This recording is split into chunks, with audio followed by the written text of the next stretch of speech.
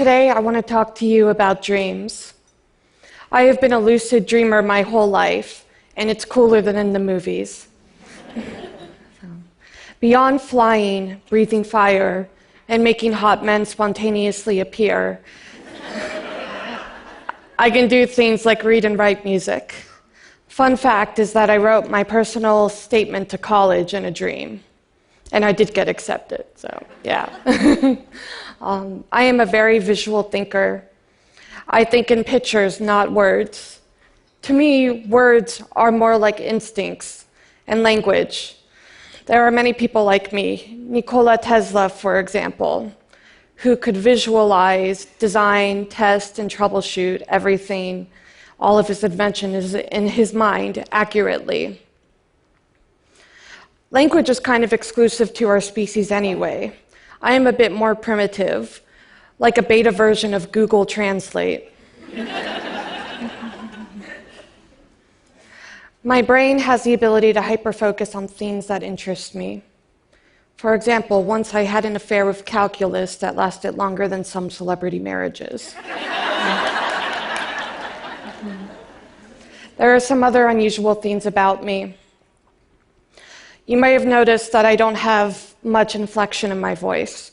That's why people often confuse me with a GPS.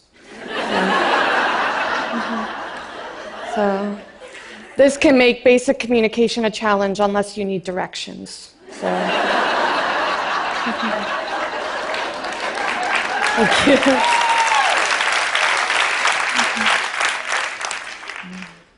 A few years ago, when I started doing presentations, I went to get headshots done for the first time.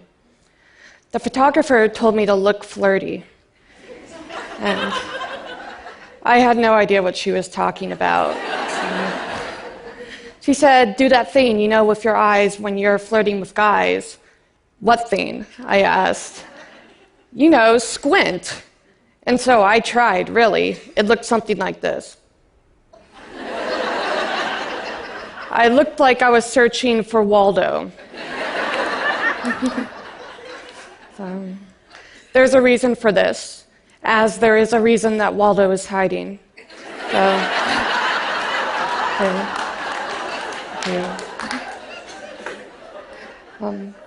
I have Asperger's, a high-functioning form of autism that impairs the basic social skills one is expected to display. It's made life difficult in many ways, and growing up, I struggled to fit in socially. My friends would tell jokes, but I didn't understand them. My personal heroes were George Carlin and Stephen Colbert, and they taught me humor. My personality switched from being shy and awkward to being defiant and cursing out a storm. Needless to say, I did not have many friends. I was also hypersensitive to texture. The feel of water on my skin was like pins and needles, and so for years I refused to shower. I can assure you that my hygiene routine is up to standards now. I had to do a lot to get here, and my parents, things kind of got out of control when I was sexually assaulted by a peer, and on top of everything, it made a difficult situation worse. And I had to travel 2,000 miles across the country to get treatment. But within days of them prescribing a new medication, my life turned into an episode of The Walking Dead. I became paranoid and began to hallucinate that rotting corpses were coming towards me. My family finally rescued me, but by the time I had lost 19 pounds in those 3 weeks, as well as developing severe anemia, and was on the verge of suicide. I transferred to a new treatment center that understood my aversions, my trauma, and my social anxiety, and they knew how to treat it, and I got the help I finally needed. And after 18 months of hard work, I went on to do incredible things. One of the things with Asperger's is that oftentimes these people have a very complex inner life, and I know for myself, I have a very colorful personality, rich ideas, and just a lot going on in my mind. But there is a gap between where that stands and how I communicate it with the rest of the world. And this can make basic communication a challenge. Not many places would hire me due to my lack of social skills, which is why I applied to Waffle House.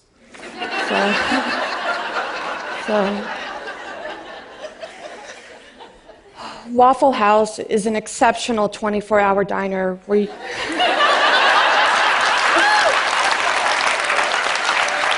Thank you. Where you can order your hash browns the many ways that someone would dispose of a human corpse. Sliced, diced, peppered, chunked, topped, capped, and covered. As social norms would have it, you should only go to Waffle House at an ungodly hour in the night.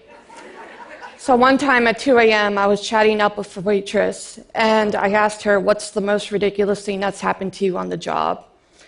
And she told me that one time a man walked in completely naked. So I said, great, sign me up for the graveyard shift. Needless to say, Waffle House did not hire me. So in terms of having Asperger's, it can be viewed as a disadvantage, and sometimes it is a real pain in the butt, but it's also the opposite. It's a gift, and it allows me to think innovatively. At 19, I won a research competition on my research on coral reefs, and I ended up speaking at the UN Convention of Biological Diversity presenting this research. Thank you.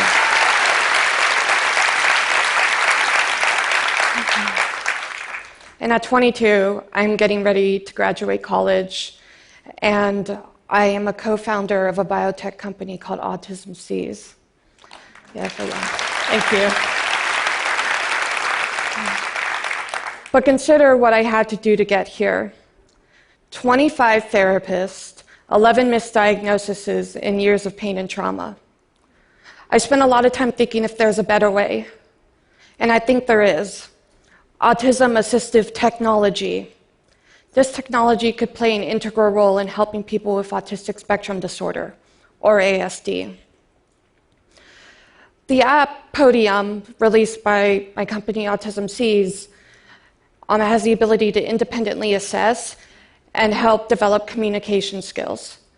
In addition to this, it tracks eye contact through camera and simulates a public speaking and job interview experience.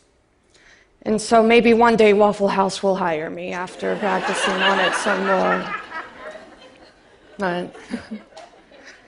And one of the great things is that I've used Podium to help prepare for me today, and it's been a great help, but it's more than that. There's more that can be done. For people with ASD, it has been speculated that many innovative scientists, researchers, artists, and engineers have it. Like, for example, Emily Dickinson, Jane Austen, Isaac Newton, and Bill Gates are some examples. But the problem that's encountered is that these brilliant ideas often can't be shared if there's communication roadblocks. And so many people with autism are being overlooked every day, and they're being taken advantage of. So my dream for people with autism is to change that, to remove the roadblocks that prevent them from succeeding. One of the reasons I love lucid dreaming is because it allows me to be free, without judgment of social and physical consequences. When I'm flying over scenes that I create in my mind, I am at peace. I am free from judgment, and so I can do whatever I want. You know, I'm making out with Brad Pitt, and Angelina's totally cool with it. But the goal of autism-assistive technology is bigger than that and more important. My goal is to shift people's perspective of autism and people with higher functioning Asperger's, because there's a lot they can do. I mean, look at Temple Grandin, for example. And by doing so, we allow people to share their talents with this world and move this world forward In addition, we give them the courage to pursue their dreams in the real world, in real time. Thank you.